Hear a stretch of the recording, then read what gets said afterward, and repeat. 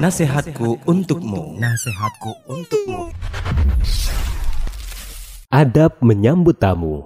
Islam adalah agama yang sempurna, yang mengajarkan kebaikan kepada setiap manusia dalam setiap aspek kehidupannya. Demikian juga dalam bermuamalah dengan sesama manusia, diajarkan banyak sekali adab-adab yang mulia dalam agama Islam ini.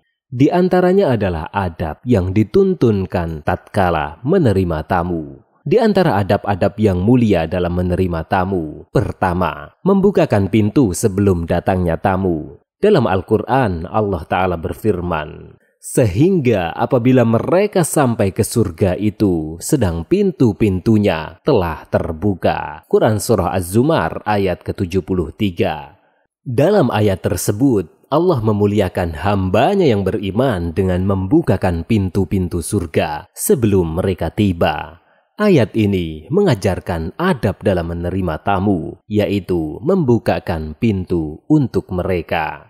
Kedua, mengutamakan tamu. Abu Hurairah radhiyallahu anhu menceritakan, suatu ketika seorang lelaki menemui Rasulullah sallallahu alaihi wasallam seraya mengadukan, "Wahai Rasulullah, aku tertimpa kelaparan." Beliau pun mengutus seseorang kepada istri-istrinya. Sayangnya, utusan tersebut tidak mendapatkan sesuap makanan pun. Kemudian Rasulullah Shallallahu Alaihi Wasallam bertanya, adakah yang berkenan menjamunya malam ini? Semoga Allah merahmatinya. Berdirilah seorang laki-laki dari Ansor sambil mengatakan, "Aku wahai Rasulullah." Ia pun pergi mendatangi keluarganya dan berpesan kepada istrinya, "Ini adalah tamu Rasulullah Shallallahu Alaihi Wasallam. Janganlah engkau mengecewakannya sedikit pun." Sang istri pun merespon, "Demi Allah, aku tidak memiliki apa-apa selain makanan untuk anak-anak." Laki-laki itu memberi solusi, "Jika anak-anak ingin makan malam, maka tidurkanlah mereka. Lalu kemarilah dan matikanlah lampu. Malam ini kita tidur dengan perut kosong." Akhirnya istrinya pun melakukannya. Pagi harinya, laki-laki itu kembali bertemu dengan Rasulullah Shallallahu Alaihi Wasallam. Beliau pun menyampaikan kabar gembira. Sungguh, Allah takjub atau tertawa karena perbuatan fulan dan fulana. Lalu Allah Azza wa Jalla menurunkan ayat, "Dan mereka, Ansor, mengutamakan muhajirin atas diri mereka sendiri, sekalipun mereka dalam kesusahan." Quran Surah Al-Hasyr ayat 9. Kisah ini membuat motivasi untuk memuliakan serta memprioritaskan tamu dibanding diri sendiri, sebagaimana yang dilakukan oleh sahabat tersebut kepada tamu Rasulullah Shallallahu Alaihi Wasallam.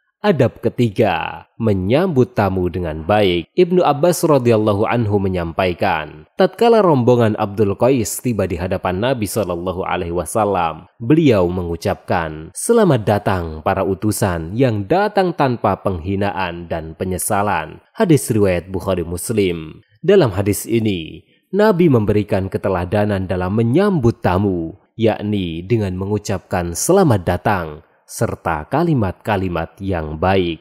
Adab keempat, menjamu serta memuliakan tamu. Dari Abu Shuraih Al-Ka'bi radhiyallahu anhu bahwa Nabi Shallallahu Alaihi Wasallam bersabda, "Barang siapa beriman kepada Allah dan hari akhir, hendaknya dia berkata baik atau diam. Barang siapa beriman kepada Allah dan hari akhir, hendaknya ia memuliakan tetangganya. Barang siapa beriman kepada Allah dan hari akhir, hendaknya ia memuliakan tamunya." Jamuan yang wajib yaitu sehari semalam, sedangkan hak bertamunya adalah 3 hari. Adapun selebihnya, maka itu sedekah. Tidak halal bagi tamu untuk tinggal di rumah pemiliknya hingga membuat tuan rumah merasa susah. Hadis riwayat Bukhari Muslim. Hadis ini menjelaskan bahwa memuliakan tamu termasuk tanda keimanan. Tuan rumah hendaknya menghidangkan jamuan yang istimewa di hari pertama, kemudian menyuguhkan makanan yang biasa ia makan di 3 hari berikutnya. Sedangkan tamu mestinya tidak menginap lebih dari 3 hari, sehingga akan membuat tuan rumah merasa terganggu dan tidak nyaman. Semoga Allah memberikan taufik dan hidayahnya kepada kita semuanya. Wallahu a'lam. Sumber muslimah.or.id. Nasihatku untukmu. Nasihatku untukmu.